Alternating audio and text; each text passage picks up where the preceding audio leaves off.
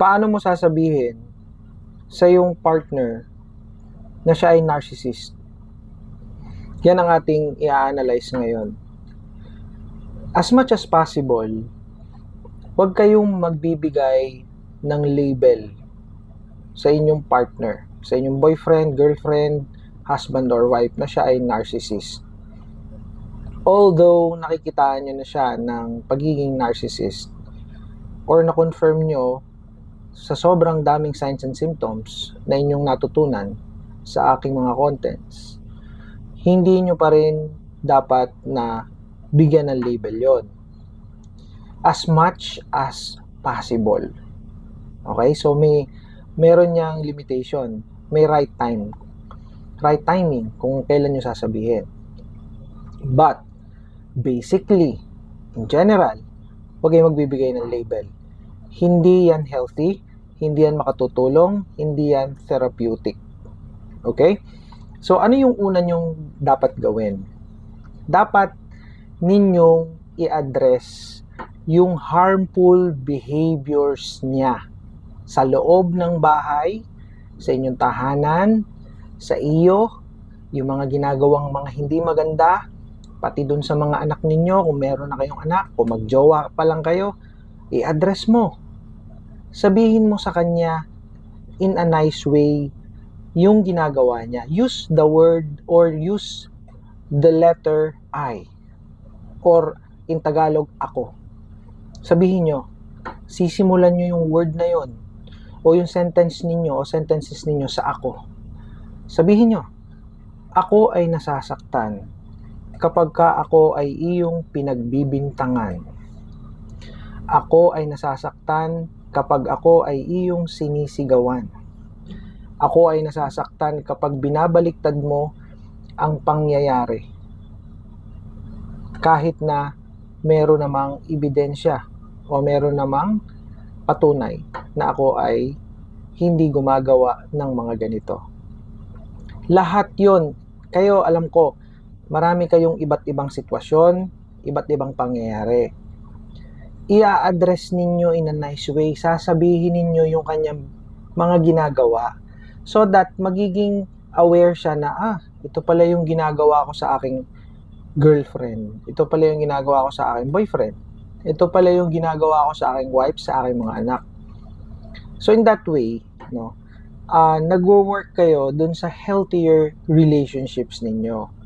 Ako kasi dito, hindi ko agad ginajudge ang mga partners na mga narcissist.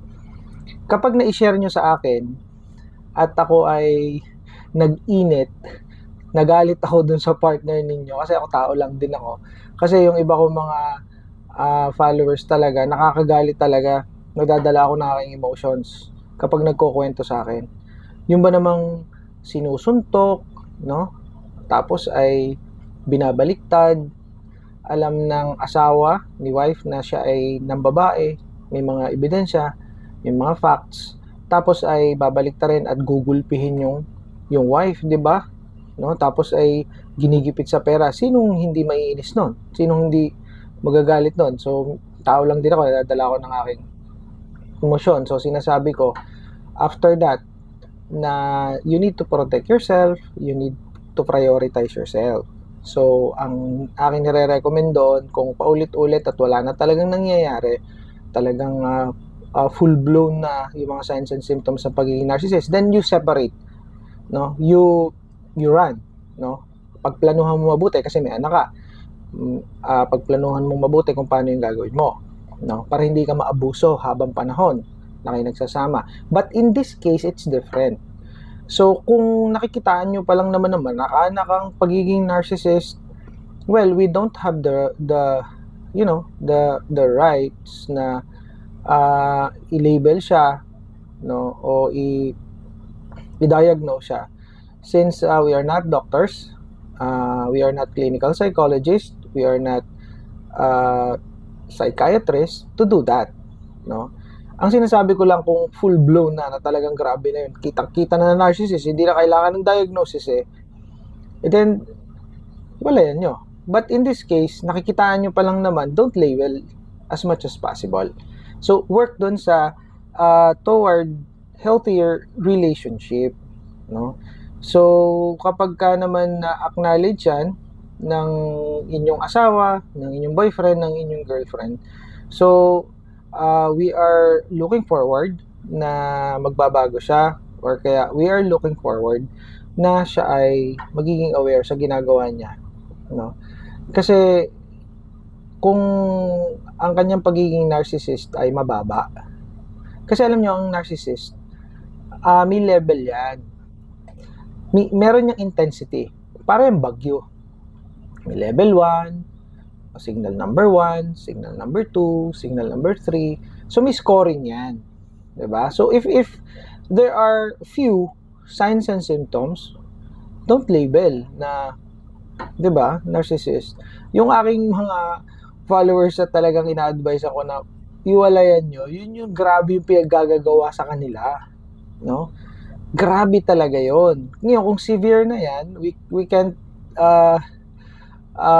do anything about the situation, no? Kasi narcissist nga, sabi ko nga, walang remedyo dyan kung hindi hiwalay nyo, hiwalayan nyo.